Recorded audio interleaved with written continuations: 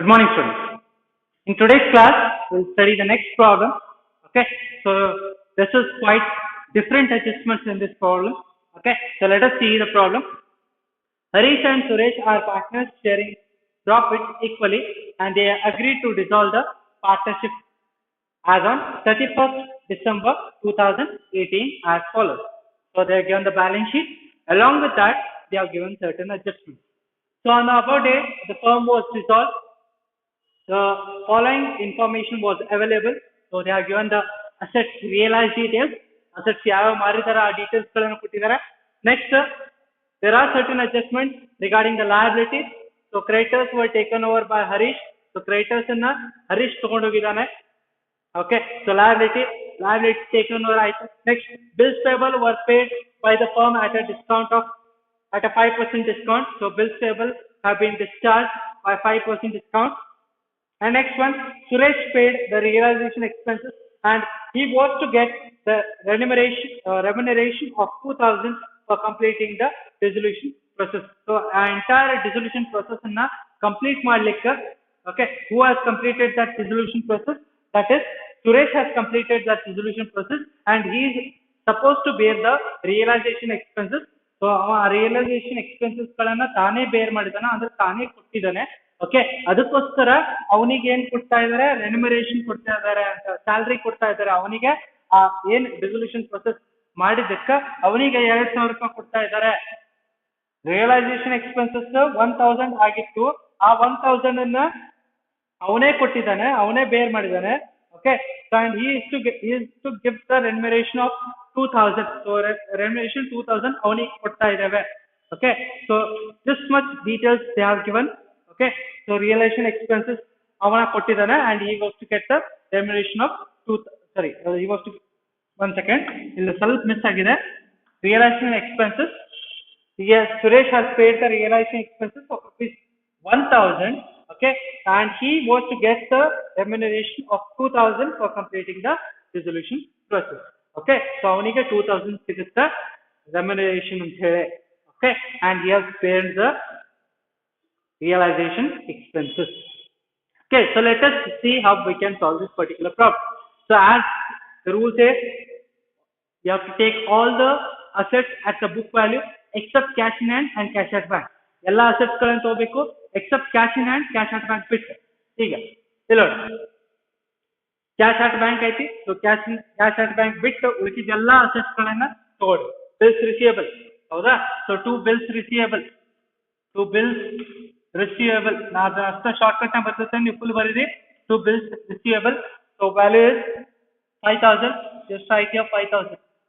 Okay, so bills receivable that is 5,000. Okay, next one, stock. To stock, ಎಲ್ಲ assets ಗಳನ್ನ ಬರ್ಕೊಳ್ಳಿ. To stock, that is 18,000. We'll write here 18,000 here. Next, to debtors account. Okay, we'll write here account here. To debtors account. So what is the amount here?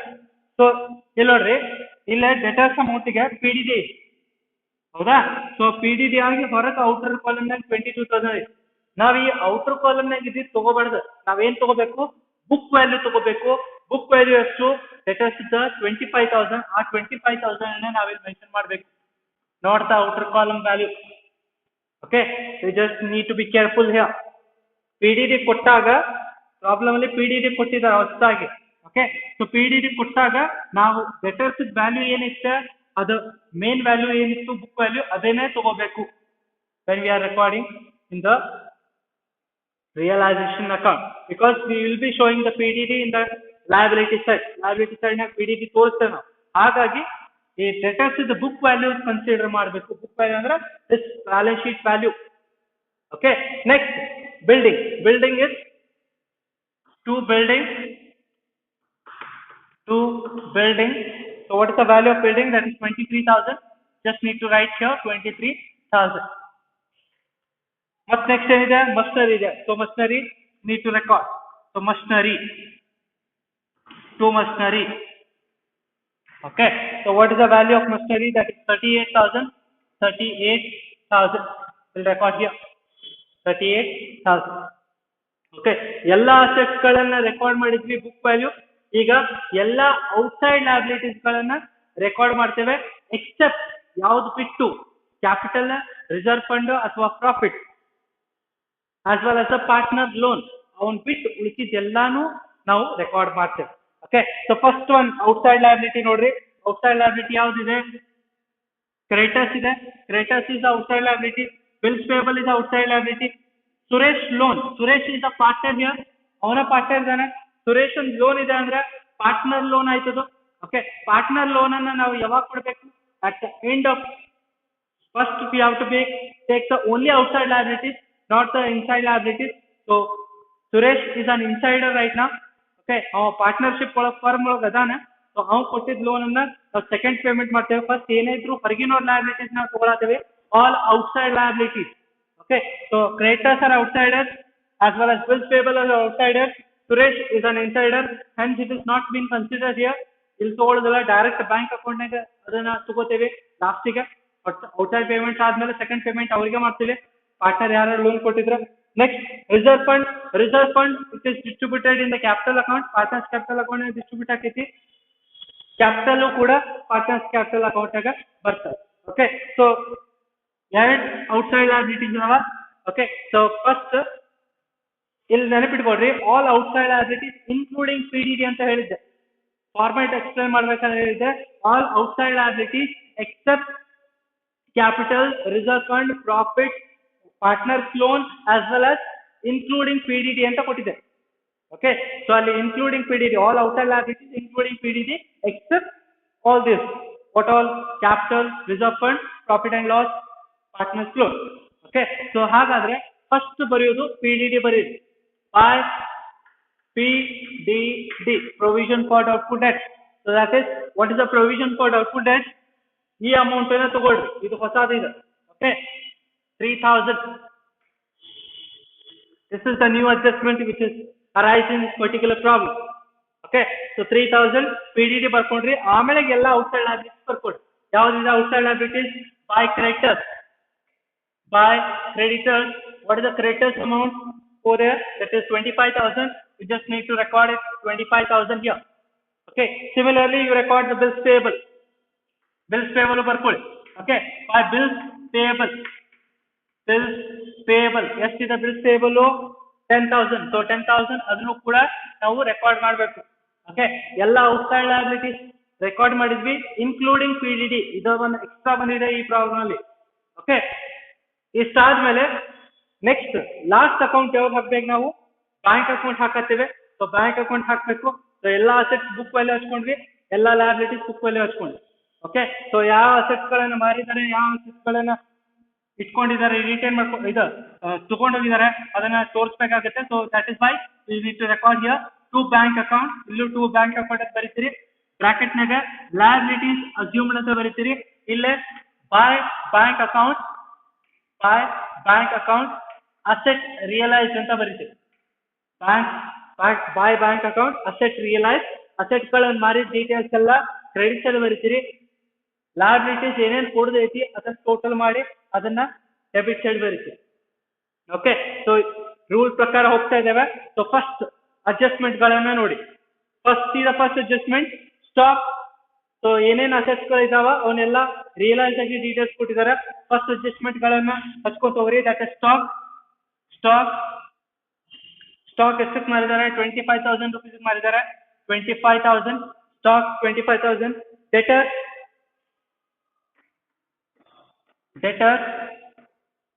20,000. debtors 20,000. bills receivable that is 4,000. bills receivable 4,000. machinery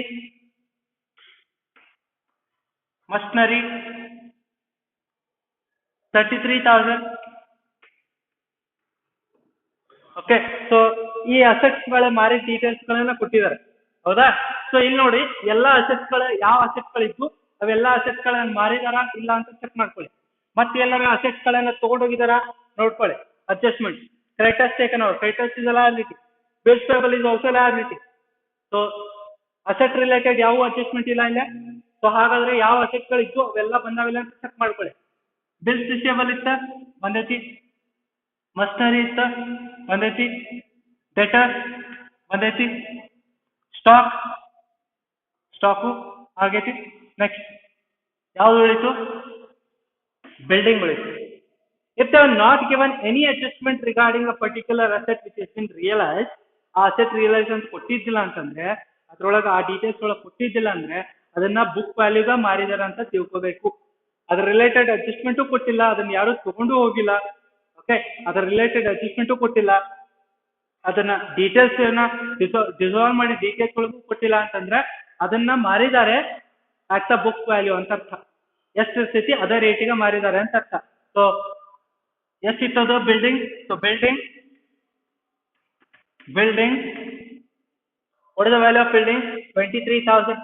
If they are not given any adjustment regarding the realized asset, okay, you just need to take the book value of that particular asset. ಆ book ವ್ಯಾಲ್ಯೂನ ತಗೋಬೇಕು, balance sheet ವ್ಯಾಲ್ಯೂನ ತಗೋಬೇಕು. So ಇಷ್ಟೆಲ್ಲ ಆದ್ಮೇಲೆ ಈ ಆಸ್ತಿಗಳನ್ನ ಮಾರಿದ್ದನ್ನ ಒಂದು total ಮಾಡ್ಕೊಳ್ಳಿ. So ಆಸ್ತಿ ಎಷ್ಟೆಷ್ಟಿದಾವ ಆ ಆಸ್ತಿಗಳನ್ನ ಅಷ್ಟು ಮಾರಿದಾಗ ಎಷ್ಟು ಬರ್ತೈತಿ ನೋಡ್ರಿ total. So what will be the total? That is 1 lakh. So 1,05,000.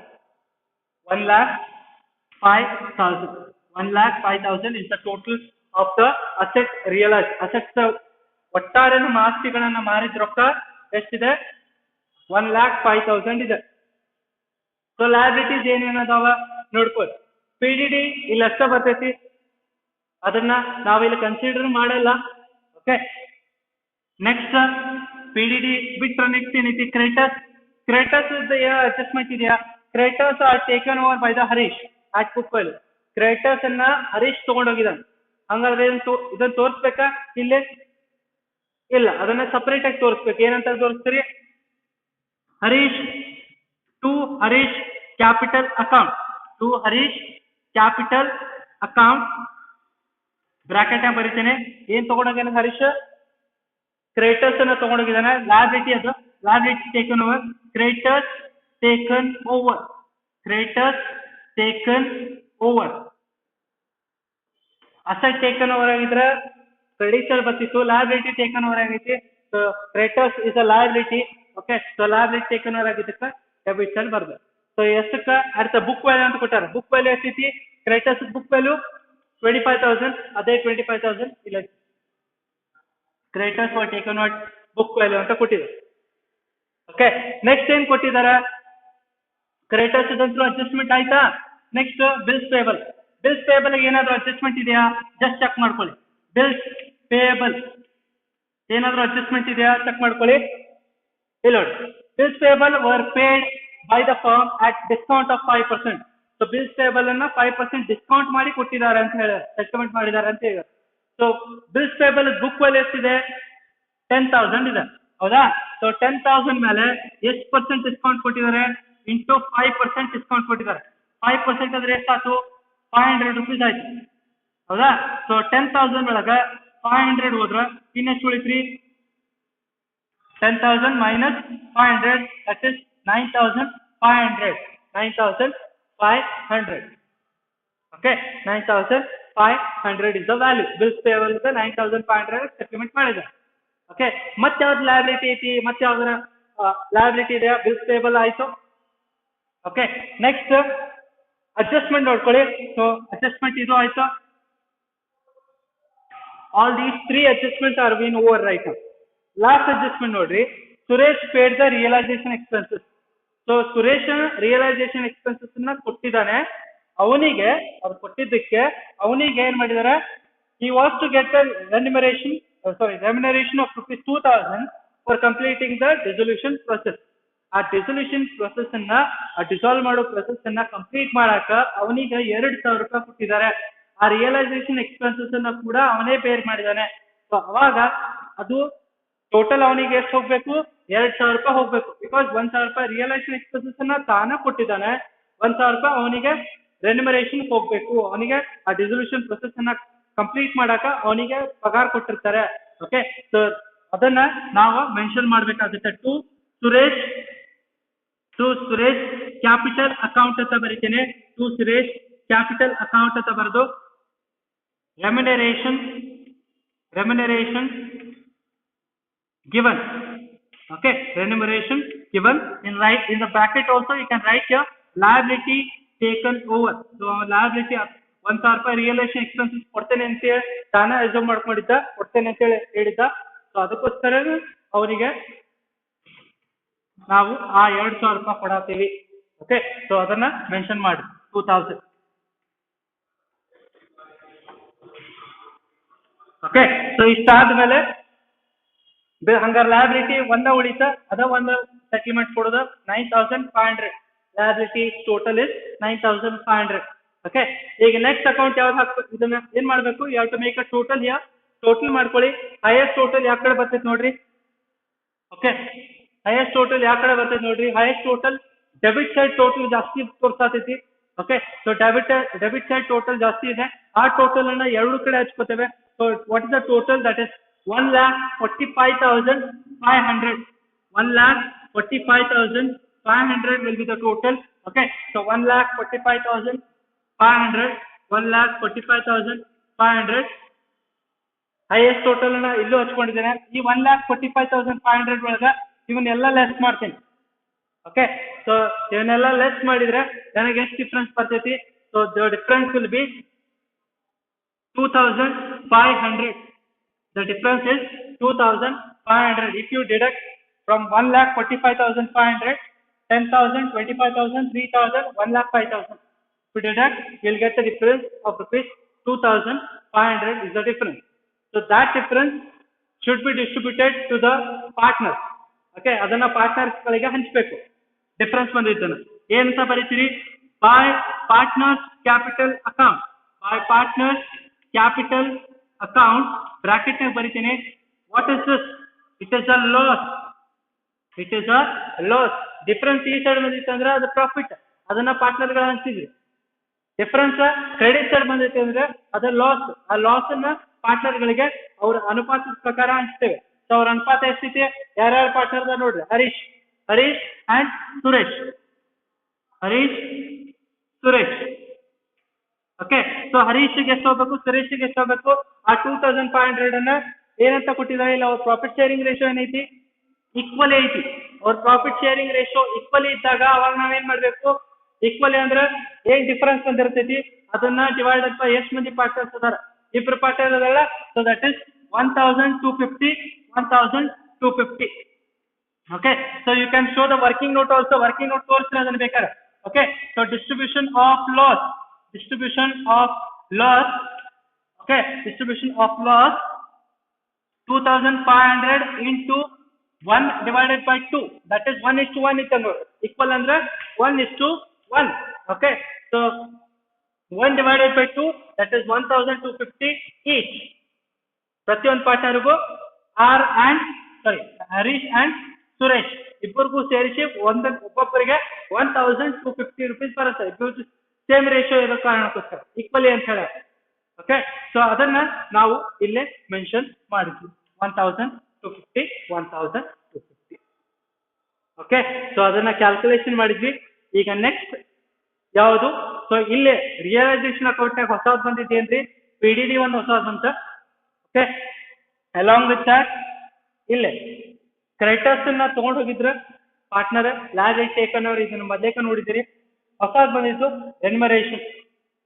Remuneration ಕೊಡ್ಬೇಕು ಅಂತ ಹೇಳಿದ್ರೆ ಅದನ್ನ ಕೊಟ್ಟಿದ್ದಾರೆ. ಅವ್ರ ರಿಯಲೈಸೇಷನ್ ಎಕ್ಸ್ಪೆನ್ಸಸ್ ಅನ್ನ ಬೇರ್ ಮಾಡಿದಾನೆ, ರೆಮ್ಯುನರೇಷನ್ ಕೂಡ ಕೊಟ್ಟಿದ್ದಾರೆ. ಓಕೆ, ಸೊ ಇಷ್ಟು ಡೀಟೇಲ್ಸ್ ಅನ್ನ ಎಕ್ಸ್ಟ್ರಾ ಬಂದಿತ್ತು. ಡಿಫರೆನ್ಸ್ ಬಂತು. ಹೈಯೆಸ್ಟ್ ಟೋಟಲ್ ಡೆಬಿಟ್ ಸೈಡ್ ಮತ್ತೆ ಆ ಟೋಟಲ್ ಅನ್ನ ಎರಡು ಕಡೆ ಹಚ್ಕೊಂಡಿದ್ದೇವೆ. ಡಿಫರೆನ್ಸ್ 2,500 ಅನ್ನ ಪಾರ್ಟ್ನರ್ ಗಳಿಗೆ ಲಾಸಸ್ ಅನ್ನ ಡಿಸ್ಟ್ರಿಬ್ಯೂಟ್ ಮಾಡಿದ್ದಾರೆ. Okay, so the next account we have to prepare, that is partners capital account. So partners capital account ಒಳಗ ಏನ್ ಬರಿಬೇಕು? ಫಸ್ಟ್ ಪಾರ್ಟ್ನರ್ ಗಳದ ಕ್ಯಾಪಿಟಲ್ ಬರಿಬೇಕು. ಹೌದಾ? ಪಾರ್ಟ್ನರ್ ಗಳದ ಕ್ಯಾಪಿಟಲ್ ಬರಿಬೇಕು. how you will be writing that particular capital? That is by balance brought down. Okay, so capital ಎಷ್ಟಿದೆ?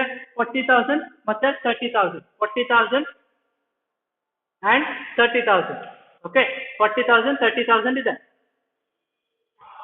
Okay, so 40,000, 30,000. 40,000, 30,000 have recorded the capital. Next is the reserve fund ಇದೆಯಾ? So reserve fund ಕೂಡ ಇಲ್ಲೇ distribute ಮಾಡ್ಬೇಕಾ? So by reserve fund, by reserve fund. So ಯಾವ ರೇಷಿಯೋದಾಗ distribute ಮಾಡ್ಬೇಕಾ? ಅವ್ರು equally ಅಂತ ಕೊಟ್ಟಿದ್ದಾರೆ. ಈಕ್ವಲಿ ಅಂದ್ರೆ 1:1 ಅಂದ್ರೆ ಈಕ್ವಲಿ ಅವ್ರದ್ದು ಎಷ್ಟೈತಿ ರಿಸರ್ವ್ ಫಂಡ್ ಅಮೌಂಟ್? 5,000 ಐತಿ. 5,000 ಅರ್ಥ ಅಂದ್ರೆ ಎಷ್ಟು? 2,500, 2,500. You can show the working note also. Working note ಬೇಕಾದ್ರೆ ತೋರಿಸ್ರಿ ಅದನ್ನ. Okay, reserve fund, reserve fund.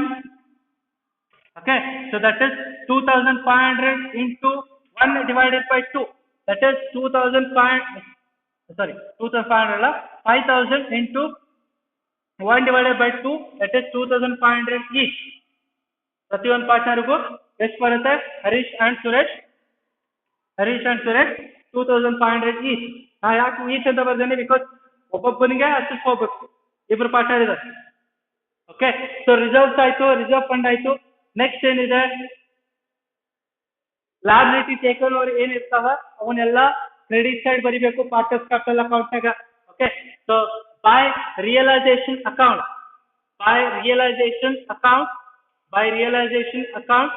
Okay, so ಯಾರ್ದು? ಹರೀಶ್ ಏನ್ ತಗೊಂಡೋಗಿದ್ದಾನೆ? ಕ್ರೆಡಿಟರ್ಸ್. ಹರೀಶ್ ಕ್ರೆಡಿಟರ್ಸ್ ಲಾಯಬಿಲಿಟಿನ ತಾನ ಕೊಟ್ಟಿದ್ದಾನೆ, ಅವನಾಗ ಕೊಟ್ಟಿದ್ದಾನೆ. ಲಾಯಬಿಲಿಟಿ ಟೇಕನ್ ಓವರ್ ಆಗಿದೆ, ಅವನ ಅಕೌಂಟಿಗೆ ಅದು ಕ್ರೆಡಿಟ್ ಆಗಬೇಕು. ಸೊ ದಟ್ ಇಸ್ ಹರೀಶ್ ಕಾಲಮ್ನಾಗ 25,000 ವ್ಯಾಲ್ಯೂ ಹಚ್ಚಿರಿ. ಬ್ರಾಕೆಟ್ನಾಗ creditors taken over, creditors taken over ಅವನ ಅಕೌಂಟಿಗೆ ಅದು ಕ್ರೆಡಿಟ್ ಆಗಬೇಕು. ಓಕೆ, ಅವನ ಅಕೌಂಟಿಗೆ ಅದು ಕ್ರೆಡಿಟ್ ಆಗಬೇಕು. ಯಾಕಂದ್ರೆ ಆ ಸಾಲನ ಅವನ ತೀರ್ಸನ್, ಹರೀಶ್ ಸೆಟಲ್ಮೆಂಟ್ ಮಾಡಿದ ನಾನು ಕ್ರೆಡಿಟರ್ಸ್ ಅನ್ನು. Okay, next Suresh capital account. By, ಇಲ್ಲ ನಾ ಏನಂತ ಬರೀತೇನೆ? ಬೈ ರಿಯಲೈಸೇಷನ್ ಅಂತ ಬರೋದು. ಓಕೆ, ಬೈ ರಿಯಲೈಸೇಷನ್ ಈ need to pay remuneration, right? Remuneration ಕೊಡ್ಬೇಕಲ್ಲ ಅವನಿಗೆ, ಪಾರ್ಟ್ನರ್ಗೆ. ಯಾರಿಗೆ ಕೊಡ್ಬೇಕ್ರಿ? ಸುರೇಶ್ಗೆ. ಸೊ ಸುರೇಶ್ ಕಾಲಮ್ಗೆ 2,000 ವ್ಯಾಲ್ಯೂ ಅಷ್ಟೇ, 2,000. ಓಕೆ, ಸುರೇಶ್ ಕಾಲಮ್ಗೆ ವ್ಯಾಲ್ಯೂ ಹಚ್ತೇವೆ 2,000. ಹರೀಶ್ ಲ್ಯಾಬಿಲಿಟಿ ತಗೊಂಡೋಗಿದ್ದ, ಅದಕ್ಕೆ ಅವನಿಗೆ ರೊಕ್ಕ ಅವನ ಕೊಟ್ಟಿದ್ದ, ಅವನ ಸೆಟಲ್ಮೆಂಟ್ ಮಾಡಿದ ಕ್ರೆಡಿಟರ್ಸ್, ಅದಕ್ಕೆ ಅವನ ಅಕೌಂಟಿಗೆ 25,000 ರೂಪಾಯಿ ಅದನ್ನ ಕ್ರೆಡಿಟ್ ಮಾಡಿದ್ವಿ. ಇಲ್ಲೇ ಪಾರ್ಟ್ನರ್ಗೆ ಅವನಿಗೆ ಯಾರು ಸುರೇಶ್ ಡಿಸಲ್ಯೂಷನ್ ಪ್ರೊಸೆಸ್ ಅನ್ನ ಎಲ್ಲ ತಾನ ನೋಡ್ಕೊಂಡಿದ್ದ, ಅದಕ್ಕೋಸ್ಕರ ಅವನಿಗೆ ಆ ರಿಯಲೈಸೇಷನ್ ಎಕ್ಸ್ಪೆನ್ಸಸ್ ಏನು ಇರ್ತಲ್ಲ ಅದನ್ನ ಬೇರ್ ಮಾಡಿದ್ದ, ಮತ್ತು ಅದಕ್ಕೆ ಡಿಸಲ್ಯೂಷನ್ ಪ್ರೊಸೆಸ್ ಅನ್ನ ನೋಡ್ಕೊಂಡಿದ್ದ. ಅದಕ್ಕೆ ಅವನಿಗೆ ಎಷ್ಟು? 2,000 rupees ಕೊಟ್ಟೇವೆ. ಆ 2,000 rupees ಅನ್ನ ನಾವಿಲ್ಲಿ ಮೆನ್ಷನ್ ಮಾಡಿದ್ವಿ. Okay, next one realisation loss. To realisation loss, realisation loss. Okay, so realisation loss asset taken over ಯಾವ ಅದಾವ ನೋಡ್ರಿ? ಅಸೆಟ್ ಟೇಕನ್ ಓವರ್ ಯಾವಿಲ್ಲ, as it is realisation loss ಆಗಿದೆ. ಇಲ್ಲ, this loss should be distributed here. ಆದ loss ಅನ್ನ ನಾವು ಇಲ್ಲಿ ತಗೊಂಡಿದ್ದೇವೆ. ಸೊ ಟೋಟಲ್ ಮಾಡ್ಕೊಳ್ಳಿ. ಓಕೆ, ಸೊ ಟೋಟಲ್ ಮಾಡ್ಕೊಳ್ಳಿ. ಎಷ್ಟು ಬರುತ್ತೆ ನೋಡ್ರಿ? ಹೈಯೆಸ್ಟ್ ಟೋಟಲ್ ಯಾವ ಕಡೆ ಬರುತ್ತೆ ಆ ಟೋಟಲ್ ನ ಎರಡು ಕಡೆ ಹಚ್ಕೊಡ್ರಿ. ಓಕೆ, ಹೈಯೆಸ್ಟ್ ಟೋಟಲ್ ನೋಡ್ರಿ.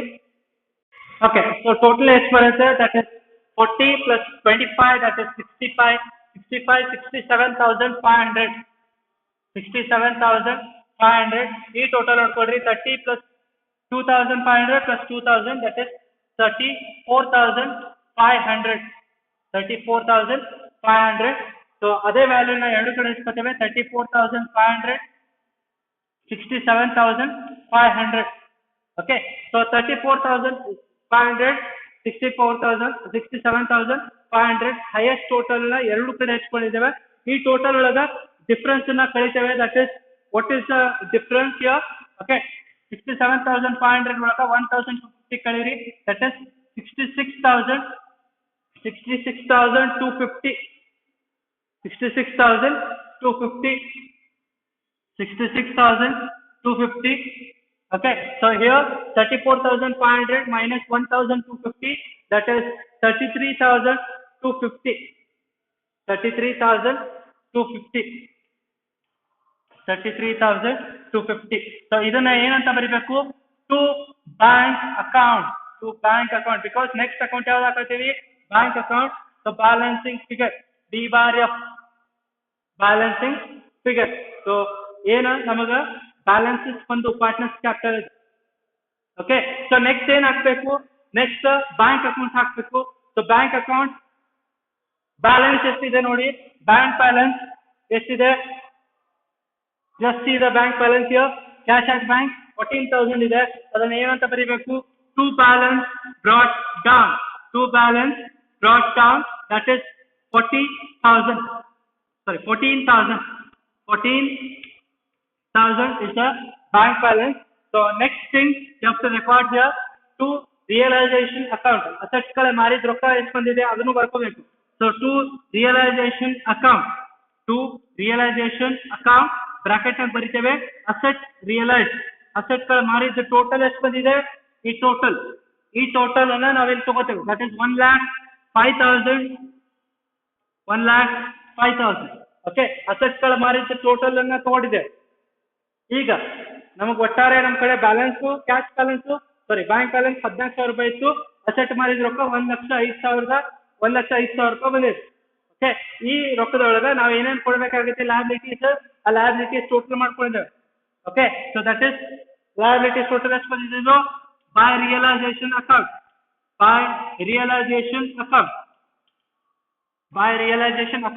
liabilities is the total, liabilities assume total ಮಾಡ್ಕೊಂಡಿದ್ವಲ್ಲ, ಇಲ್ಲಿ ಬರೀತೇವೆ liabilities assume. Okay, so liabilities assume total ಎಷ್ಟಿದೆ, 9,500. ಓಕೆ, 9,500 ಹಚ್ಚಿದ್ವಿ. ನೆಕ್ಸ್ಟ್ ಏನ್ ಹಚ್ಬೇಕು, ಹೊರಗಿನ liabilities ಅಂತೂ ಆಯ್ತು, ಔಟ್ಸೈಡ್ liabilities ಅಂತೂ 9,500 ಇತ್ತು. ಉಳಿಕಿದ್ ಮತ್ತೆ ಯಾರ ಪಾರ್ಟ್ನರ್ ಲೋನ್ ಕೊಟ್ಟಾರೆ ನೋಡ್ರಿ, ಹೌದಾ, ಸುರೇಶನ್ ಲೋನ್ ಇತ್ತು, ಇದನ್ನ ಬಿಟ್ಟಿದ್ವಲ್ಲ, ಇದನ್ನ ರಿಯಲೈಸೇಷನ್ ಅಕೌಂಟ್ ಆಗಿ ತಗೊಂಡಿದ್ದೇನೆ. ಯಾಕೆ, because it was a insider loan. Insider loan ಅನ್ನ ನಾವು ಯಾವಾಗ ಸೆಟ್ ಮಾಡ್ತೀವಿ, ಒರಿಜಿನಲ್ ಸೆಟ್ಲ್ಮೆಂಟ್ ಆದ್ಮೇಲೆ ನೆಕ್ಸ್ಟ್ ಸೆಟ್ಲ್ಮೆಂಟ್ ಇನ್ಸೈಡರ್ ಮಾಡ್ತೀವಿ. ಸೊ ಹಂಗಾದ್ರೆ ನೆಕ್ಸ್ಟ್ ಪೇಮೆಂಟ್ ಯಾರಿಗೆ ಮಾಡಬೇಕು, ಸುರೇಶ್ ಲೋನ್ ಪೇಮೆಂಟ್ ಮಾಡಬೇಕು. ಸುರೇಶ್ಗ by Suresh loan, that value is 10,000. Okay, and lastly you have to pay the partners ಅನ್ನ ಲಾಸ್ಟ್ ಕೊಡ್ಬೇಕು. ಓಕೆ, ಸೊ ಬೈ ಯಾರು ಪಾರ್ಟ್ನರ್ ಇದ್ದಾರೆ, Harish capital account by Suresh capital account. Okay, so ಯಾವ ವ್ಯಾಲ್ಯೂಸ್ ಹಚ್ಚಬೇಕು, ಕ್ಯಾಪಿಟಲ್ ಅಕೌಂಟ್ ನಾಗ difference ಬಂದಿರ್ತೈತಲ್ಲ values, ಆ values ಗಳನ್ನ ಇಲ್ಲಿ ಹಚ್ಚಬೇಕು. That is 66,250, 33,250. ಇಷ್ಟಾದ್ಮೇಲೆ you have to make a total here. So total ಎಷ್ಟು ಬರುತ್ತೆ, what will be the total, that is 1,19,000. 1,19,000. Here also you'll get 1,19,000. Okay, so ಈ ರೀತಿ ನಾವು ಈ ಪ್ರಾಬ್ಲಮ್ ನ ಮಾಡಿದ್ವಿ. ಓಕೆ, ಸೊ ಈ ಪ್ರಾಬ್ಲಮ್ ನಾಗ ಏನ್ ಡಿಫ್ರೆನ್ಸ್ ಬಂದಿದೆ ಜಸ್ಟ್ ತಿಳ್ಕೊಳ್ಳಿ. ಇಲ್ಲೇ ಲಯಬಿಲಿಟಿ ಟೇಕನ್ ಓವರ್ ನೀವು ಅಸೆಸ್ಮೆಂಟ್ ನೋಡಿದ್ರಿ. ರೆಮ್ಯುನರೇಷನ್ ಇದೆಲ್ಲ ಹೊಸದು ಬಂದಿತ್ತು, ರೆಮ್ಯುನರೇಷನ್ ಪಾರ್ಟ್ನರ್ಗೆ ಕೊಟ್ಟಿದ್ದು, because he has paid the realisation expenses. Realisation expenses ಅನ್ನ ಅವನೇ ಬೇರ್ ಮಾಡಿದ್ದ, ಅವನೇ ಕೊಡ್ತೇನೆ ಅಂತ ಒಪ್ಕೊಂಡಿದ್ದ. ಅದಕ್ಕೋಸ್ಕರನ ಮತ್ತೆ ಅವ್ನ ಡಿಸೊಲ್ಯೂಷನ್ ಪ್ರೊಸೆಸ್ ಅನ್ನ ಎಲ್ಲ ತಾನೇ ಮುಂದೆ ಆ ಕೆಲಸ ಮಾಡಿದ್ದ, ಡಿಸಾಲ್ವ್ ಮಾಡಿದ್ದ, ಎಲ್ಲ ಆಸ್ತಿಗಳನ್ನ, ಎಲ್ಲ ಎಂಟೈರ್ ಪ್ರೊಸೆಸ್ ಅನ್ನ ಅವನೇ ನೋಡ್ಕೊಂಡಿದ್ದ. ಅದಕ್ಕೆ ಅವನಿಗೆ ರೆಮ್ಯುನರೇಷನ್ ಕೊಡೋದಿತ್ತು, ಅದನ್ನ ನಾವಿಲ್ಲಿ ಮೆನ್ಷನ್ ಮಾಡಿದ್ವಿ. ಎಕ್ಸ್ಟ್ರಾ ಬಂದಿತ್ತು PDD ಅಂತ. PDD ಕೊಟ್ಟಿದ್ರೆ ಈ ಪ್ರಾಬ್ಲಮ್ದಾಗ ಬ್ಯಾಲೆನ್ಸ್ ಶೀಟ್ ಒಳಗ. ಓಕೆ, ಆ PDD ನ ನಾವಿಲ್ಲಿ ಕನ್ಸಿಡರ್ ಮಾಡ್ತೇವೆ. ಓಕೆ, ನಾವು all outside liabilities including PDD ಅಂತ ಫಾರ್ಮ್ಯಾಟ್ ಆಗಿ ಕೂಡ ಎಕ್ಸ್ಪ್ಲೇನ್ ಮಾಡಿದ್ದೆ. PDD ಒಂದು ಎಕ್ಸ್ಟ್ರಾ ಬಂದಿದೆ. ಸೊ ಎಲ್ಲಾ ಅಸೆಟ್ಸ್ ಗಳನ್ನ ನಾವು ವ್ಯಾಲ್ಯೂ ಮಾಡ್ಕೊಂಡಿದ್ವಿ. ಕೆಲವೊಂದು ಅಸೆಟ್ಸ್ ಗಳು ಯಾವ ಅಡ್ಜಸ್ಟ್ಮೆಂಟ್ ಒಳಗೆ ಕೊಟ್ಟಿಲ್ಲ, ಅವಾಗ ಅದನ್ನ ಬುಕ್ ವ್ಯಾಲ್ಯೂನ ತಗೋತೀವಿ. ಬುಕ್ ವ್ಯಾಲ್ಯೂ ಯಾವ್ದು ಕೊಟ್ಟಿದ್ದಿಲ್ಲ, ಅದು ಬಿಲ್ಡಿಂಗ್ ಕೊಟ್ಟಿದ್ದಿಲ್ಲ, ಬಿಲ್ಡಿಂಗ್ ಅಡ್ಜಸ್ಟ್ಮೆಂಟ್ ಒಳಗೆ ಕೊಟ್ಟಿದ್ದಿಲ್ಲ, ಅದಕ್ಕೋಸ್ಕರ ಅದರದ ಬುಕ್ ವ್ಯಾಲ್ಯೂ ಎಷ್ಟಿತ್ತು ಬಿಲ್ಡಿಂಗ್ ಇದ್ದ ಅದೇ ವ್ಯಾಲ್ಯೂನ ನಾವು ಇಲ್ಲಿ ತಗೊಂಡಿದ್ದೇವೆ. ಮಾರೇವ್ ಅಂತ ಹೇಳಿ ಕನ್ಸಿಡರ್ ಮಾಡ್ತೇವೆ. Because even after not giving in the adjustment also we should consider it as it has been sold at a book value. Total ಮಾಡ್ಕೊಂಡ್ವಿ 1,05,000 ಮತ್ತು ಹೈಯೆಸ್ಟ್ ಟೋಟಲ್ ಮಾಡ್ಕೊಂಡ್ವಿ. ಹೈಯೆಸ್ಟ್ ಟೋಟಲ್ ಒಳಗೆ ಡಿಫರೆನ್ಸ್ ಬಂದಿದ್ದನ್ನ ಡಿಸ್ಟ್ರಿಬ್ಯೂಟ್ ಮಾಡಿದ್ವಿ. Okay, so difference credit side ಬಂದ್ರೆ loss, difference debit side ಬಂದ್ರೆ profit. ಆ losses ಅನ್ನ ಪಾರ್ಟ್ನರ್ಗಳಿಗೆ ಅವ್ರ ರೇಷೋ ಪ್ರಕಾರ ಹಂಚ್ತೇವೆ. ಅವ್ರ ರೇಷೋ ಈಕ್ವಲಿ ಐತಿ. ಈಕ್ವಲಿ ಅಂದ್ರೆ 1:1. ಸೊ ಅದನ್ನ ವರ್ಕಿಂಗ್ ನೋಟು ಕೂಡ ತೋರಿಸಿದ್ದೇವೆ. 1,250 ಈಚ್ ಬರ್ತೈತಿ. ಪ್ರತಿಯೊಬ್ಬರಿಗೂ. ಓಕೆ, ನೆಕ್ಸ್ಟ್ ಪಾರ್ಟ್ನರ್ಸ್ ಕ್ಯಾಪಿಟಲ್ ಒಳಗೆ ಹೊಸ ಬಂದಿದ್ದೇನು, ಬ್ಯಾಲೆನ್ಸ್ ಬ್ರಾಟ್ ಆನ್ ಹತ್ರ as it is, reserve fund ನೀವು ಮೊದಲೇ ಡಿಸ್ಟ್ರಿಬ್ಯೂಟ್ ಮಾಡಿದಿರಿ. ಬೈ ರಿಯಲೈಸೇಷನ್ ಇದು ಲ್ಯಾಬಿಲಿಟಿ ಟೇಕನ್ ಅವರು ಕೂಡ ನೀವು ಮಾಡಿದಿರಿ. ಹೊಸ ಬಂದಿದೆ ಬೈ ರಿಯಲೈಸೇಷನ್ ರೆಮ್ಯುನರೇಷನ್ ಕೊಟ್ಟಿರಿ ಯಾರೀಗ, ಸುರೇಶ್ಗ, ಅವನ ಕಾಲಮ್ಗೆ ಕ್ರೆಡಿಟ್ ಆಕೈತಿ. ಓಕೆ, ಸೊ ಅದು ಒಂದು ಎಕ್ಸ್ಟ್ರಾ ಬಂದಿತ್ತು. ಅಂಡ್ ರಿಯಲೈಸೇಷನ್ ಲಾಸಸ್ ಗಳನ್ನ ಡೆಬಿಟ್ ಮಾಡಿದ್ದೇವೆ, ಟೋಟಲ್ ಮಾಡಿದ್ವಿ, ಡಿಫ್ರೆನ್ಸ್ ತೆಗೆದ್ವಿ, ಆ ಡಿಫ್ರೆನ್ಸ್ ಅನ್ನ ಬ್ಯಾಂಕ್ ಅಂತ ಬರೆದ್ವಿ. ಇಲ್ಲಿ ನೋಡಿ ರಿಯಲೈಸೇಷನ್ ಅಕೌಂಟ್ ಫಸ್ಟ್ ಹೊರಗಿನವ್ರಿಗೆ ಪೇಮೆಂಟ್ ಮಾಡಿದ್ದೇವೆ. ಔಟ್ಸೈಡ್ ಲ್ಯಾಬಿಲಿಟೀಸ್ ಏನೇನಿತ್ತು ಅದ್ರ ಟೋಟಲ್ ಮಾಡ್ಕೊಂಡಿದ್ವಿ, ಆ ಟೋಟಲ್ ಅನ್ನ ನಾವು ಅಲ್ಲಿ ಹಚ್ಚಿದ್ವಿ. ಇಲ್ಲಿ ಬ್ಯಾಂಕ್ ಬ್ಯಾಲೆನ್ಸ್ ಬರ್ಕೊಂಡಿದ್ದೇವೆ, ಕ್ಯಾಶ್ ಬ್ಯಾಂಕ್ ಬ್ಯಾಲೆನ್ಸ್, ಮತ್ತೆ ಅಸೆಟ್ ಮಾರಿದ ರೊಕ್ಕ ಎಷ್ಟು ಬಂದಿದೆ ಆ ರೊಕ್ಕನೂ ಕೂಡ ಇಲ್ಲಿ ನಾವು ಬರ್ಕೊಂಡಿದ್ದೇವೆ, ಟೋಟಲ್ ಮಾಡಿದ್ವಿ. ಲಾಸ್ಟಿಗೆ ಅವ್ರ capital balances partners capital account ಆಗಿತ್ತು, ಬ್ಯಾಲೆನ್ಸಸ್ ಗಳನ್ನ ತಗೊಂಡಿದ್ದೇವೆ. So this is how you can solve this particular problem. I hope you understand this. Okay, thank you.